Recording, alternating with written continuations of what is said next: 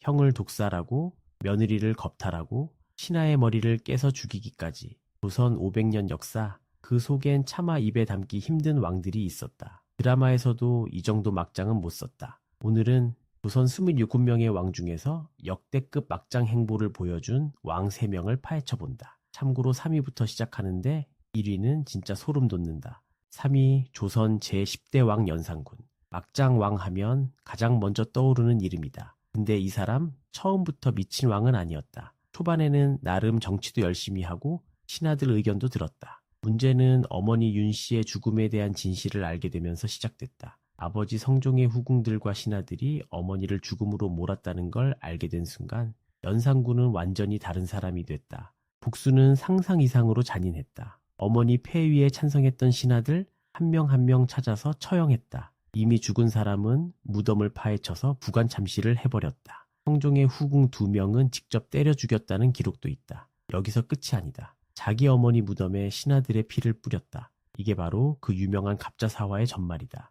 정치적 복수가 끝나자 진짜 막장이 시작됐다. 전국에서 미녀를 뽑아오라는 채홍사를 설치했다. 유부녀든 기생이든 상관없었다. 심지어 성균관, 그러니까 지금으로 치면 서울대학교를 유흥장으로 만들어버렸다. 신하들이 조금이라도 비판하면 혀를 뽑거나 귀양을 보냈고 급기야 한글 사용 자체를 금지시켰다. 백성들이 한글로 자기 욕하는 게 싫었던 거다. 결국 재위 12년 만에 신하들에게 쫓겨났다. 중종 반정이다. 왕 자리에서 끌려 내려온 연산군은 유배지에서 2달 만에 죽었다. 싸이는 공식적으로 역질, 전염병이라고 했는데 독살설도 끊이지 않는다. 그의 시효는 없다. 조선에서 왕이 시효를 못 받았다는 건 왕으로 인정받지 못했다는 뜻이다. 그래서 연산군인 거다. 2위 조선 제15대 왕 광해군. 이 사람은 조금 복잡하다. 분명 뛰어난 업적도 있었다. 임진왜란 때 세자로서 나라를 지켰고 실용외교로 명나라와 청나라 사이에서 줄타기를 잘했다. 근데 문제는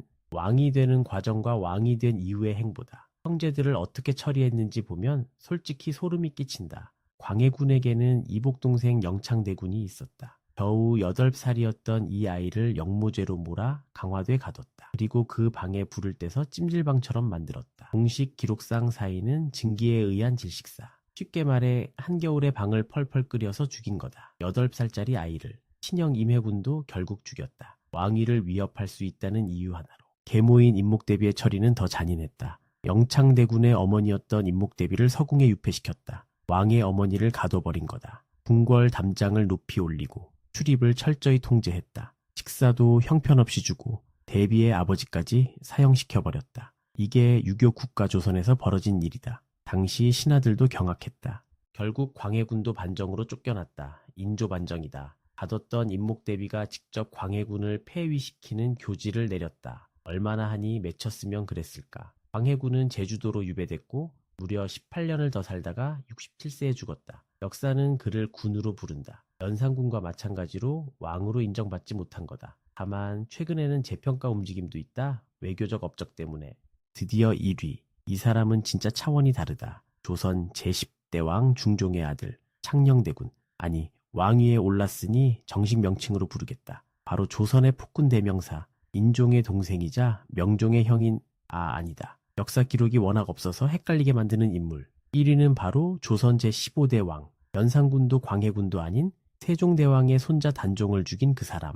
세조다. 세조 이름은 이유. 원래 수양대군이었다. 조카인 단종이 12살에 왕위에 오르자 자기가 왕이 되고 싶어서 쿠데타를 일으켰다. 계유정난이다. 이때 조카를 보좌하던 신하들 김종서를 비롯해서 수십 명을 하룻밤 사이에 때려 죽였다. 철퇴로 머리를 내리쳐서 즉사시켰다는 기록이 있다. 직접 권력을 잡은 세조는 단종에게 왕위를 넘기라고 압박했다. 겨우 14살이었던 단종은 결국 굴복했다. 상황으로 물러났지만 그게 끝이 아니었다. 사육신 사건이 터지자 아예 단종을 서인으로 강등시키고 영월로 유배 보냈다. 그리고 결국 사약을 내렸다. 17살 조카를 삼촌이 죽인 거다. 이게 조선 왕실의 현실이었다. 세조의 막장은 권력욕에서 끝나지 않았다. 친형인 안평대군도 죽였다. 이유는 쿠데타에 반대했다는 것. 동생 금성대군도 죽였다. 단종 보기를 꾀했다는 이유로. 결국 세조는 자기 형제, 조카, 그 조카를 지키려던 신하들까지 전부 숙청했다. 피해 군주라는 말이 아깝지 않다.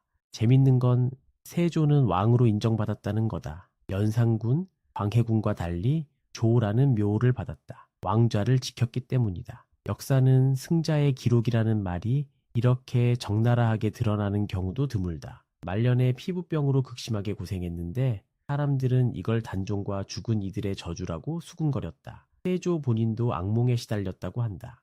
자, 정리하면 이렇다. 3위 연산군은 복수의 화신이 되어 나라를 개판으로 만들었고 2위 광해군은 왕좌를 위해 형제와 어린 동생까지 제거했다. 그리고 1위 세조는 조카의 나라를 통째로 빼앗고 형제들까지 모조리 숙청했다. 조선 왕실, 밖에서 보면 화려하지만 안에서는 피바람이 끊이지 않았다. 오늘 영상이 흥미로웠다면 구독과 좋아요 부탁한다.